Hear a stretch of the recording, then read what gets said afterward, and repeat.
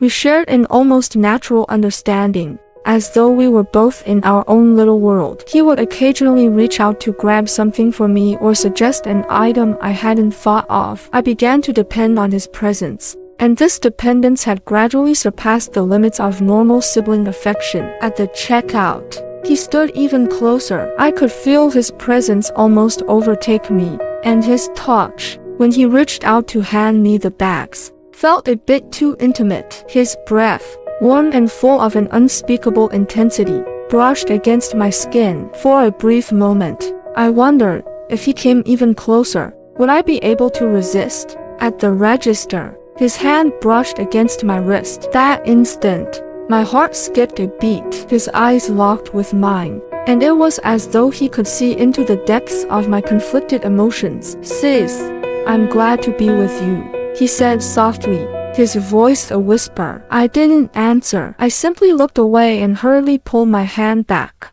trying to avoid any further contact. "Let's head home," I muttered, my voice a little unsteady. When we got home, I sat alone on the sofa, overwhelmed by the complexity of my emotions. My brother didn't leave. He sat beside me, just an inch away. The air between us was heavy with an unspoken tension. "Sis, I know you have a lot of questions in your heart," he said suddenly, his hand gently resting on my shoulder. "But I want you to know that I'm here for you. No matter what happens, I'll always support you." I didn't answer immediately. I just looked down at his hand, feeling both comforted and afraid at the same time. I had never realized how badly I needed someone's care until now. But this was wrong. This closeness, this connection, shouldn't exist. "Little brother, we can't keep doing this," I finally said, my voice barely a whisper. "I appreciate everything you've done for me, but we need to keep our distance. This isn't healthy." He didn't reply immediately. He just looked at me, his eyes filled with something I couldn't quite name. "Sis, I just want to help you," he said softly. "But I understand. I'll respect your decision." The following day, I decided that I had to put an end to this strange connection with my brother. I couldn't allow it to continue, no matter how much comfort it gave me. I needed to confront the reality of our relationship and stop what was happening between us before it went any further. "Sis," he said quietly when I finally spoke to him, "I know you're feeling torn, but no matter what, I'll always be here for you." I stared at him, my heart breaking at the thought of ending this bond. But I knew it was the right thing to do. No matter how much he cared, I had to pull away. It wasn't just for my sake, it was for his, too. "I know, little brother," I said softly, "I'll always love you. But we need to stop this. It's not right." "It never was." He nodded silently, understanding the weight of my words. And with that, the unspoken bond between us was finally severed.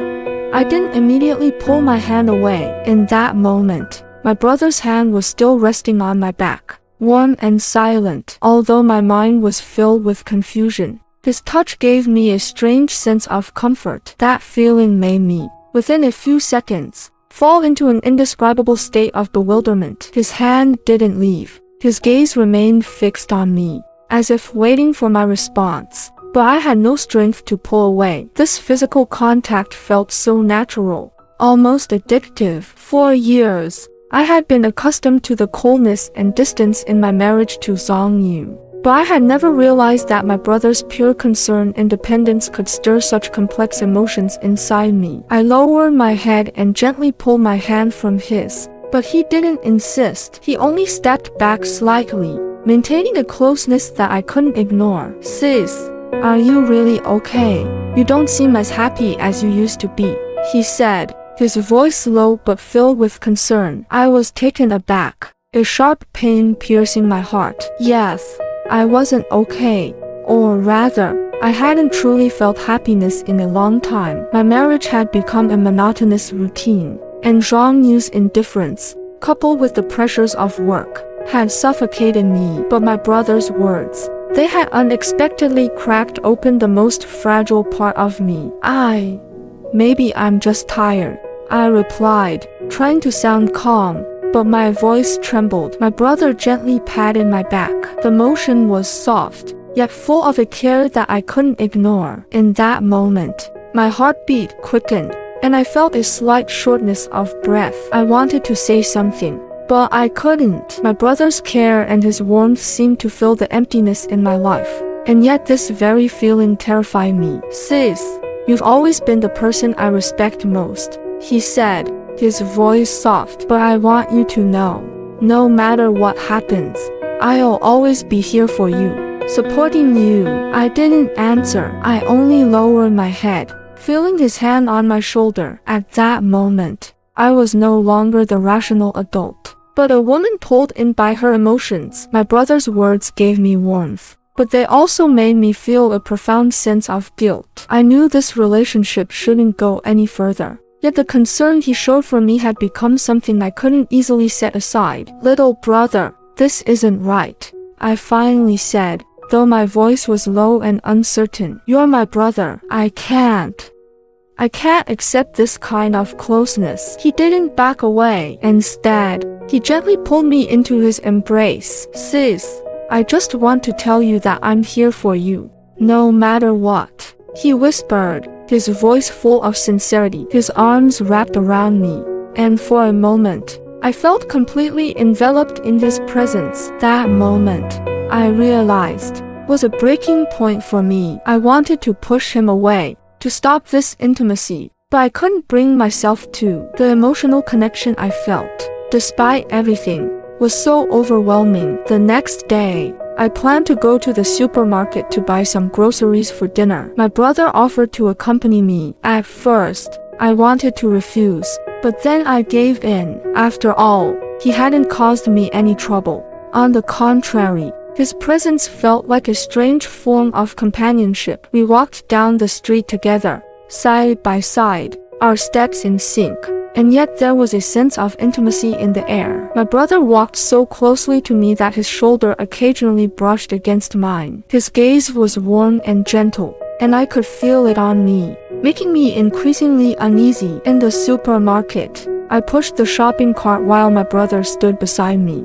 Weeks after the emotional distance between me and my brother, I found myself slowly trying to heal from everything that had happened. It wasn't easy, but life demanded it. I was learning to live with the decisions I had made, and more importantly, to find peace with myself. One Saturday afternoon, my brother and I ended up in the same room again unexpectedly. He had come by to return something I had left at his place, and though the tension had once been unbearable, this time, there was a calm in the air. No more unspoken words, just a soft acknowledgement that we were both trying to move forward. He handed me the small package and, for the first time in weeks, looked me in the eye without any weight behind it. "I've been thinking a lot about everything," he said, his voice steady, "and I just want to make sure you're okay." "Really okay?" I nodded slowly, the conversation feeling less charged than it had in the past. "I'm learning to be okay,"